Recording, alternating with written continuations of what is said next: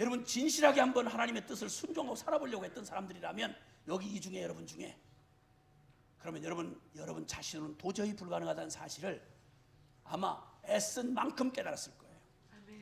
울어도 안 되고 애를 써도 안 되는, 분명히 주님을 사랑하는데 주님을 닮고 싶은데 닮아지질 않는 것 때문에 미치도록 고민하고 남들 다 칭찬하고 믿음 좋다고 말하지만 나는 알잖아요. 주님은 알고.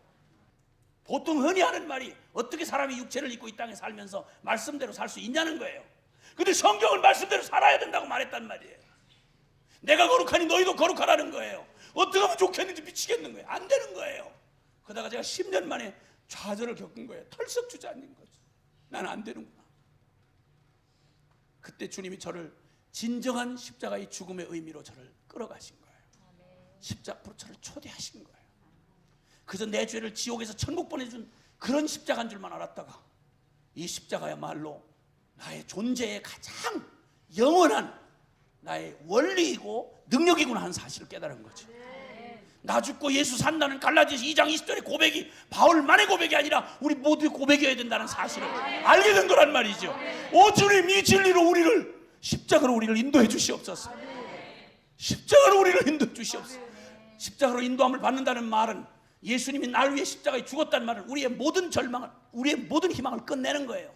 너는 안 돼, 너로서는 안 된다는 말, 최후의 선언이 십자가예요, 여러분.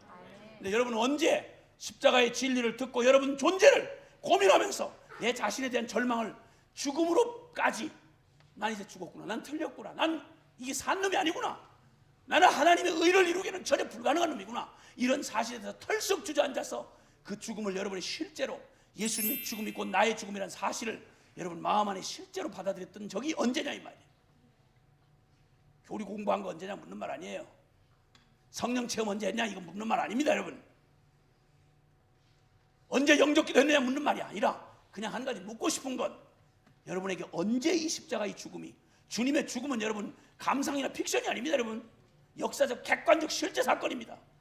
가죽이 너덜거리도록 맞고 가시관에 여기 머리가 창에 찔리고 뻘거벗겨서 완전한 죽음으로 죽어가시던 갈보리 십자가의 죽음은 픽션 소설이 아니라 실제입니다. 여러분 그럼 여러분 존재 안에서 내가 지독하게 나 심지어는 예수님도 오직 나만을 위해서 이용해 먹던 이 끈적끈적하고 악독한 이 나의 병든 자, 내가 주인이었던 나의 이 인생에 대하여, 나라고 하는 이 존재에 대하여 여러분 언제 죽음을 경험했고 언제 그 절망을 경험했냐 이 말 묻는 거예요. 여러분 언제 그러셨어요?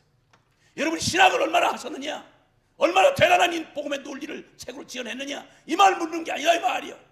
당신이 말 알고 당신이 아는 그 진리가 언제 여러분에게 실제가 됐냐 이 말이에요. 사랑하는 여러분, 여러분과 제가 지금까지 속아서 살아왔던 게 바로 뭐냐면 내가 내 인생의 주인 나라고 지금까지 믿고 철석같이 여기고 살아왔던 여러분 자신, 나라고 하는 이 자아가 실제는 2000년 전 갈보리 언덕에서 예수님이 그 저주받은 병든 자아와 함께 십자가에 못 박아 버리신 겁니다. 근데 우리가 속아 살아온 거죠.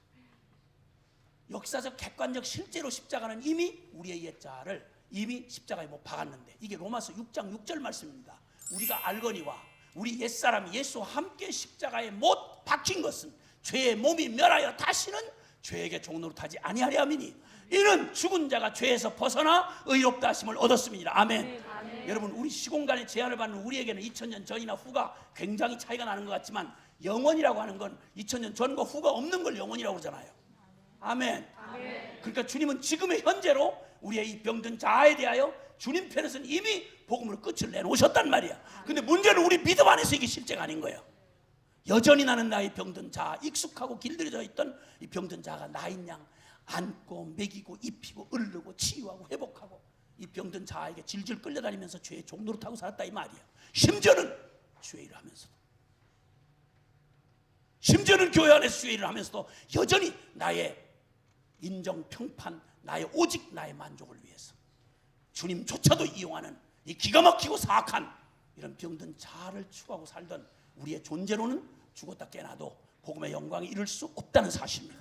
그러므로 주님이 이루신 이 십자가에서 이미 이루신 복음을 온전히 받아들여서 우리 안에 이루어져야 될 게 바로 뭐냐면 이 복음 앞에 치열하게 여러분이 서보시면, 그러니까 대강 듣고 나 감동받았네. 나는 영원히 죽을 믿네. 뭐 저 천국에 지관 이러지 마시고 여러분 마음 안에 사형 선고가 일어날 때까지 변명할 여지가 없이 나의 존재를 십자가 앞에서 주님의 진리 앞에서 나를 살펴보는 거예요.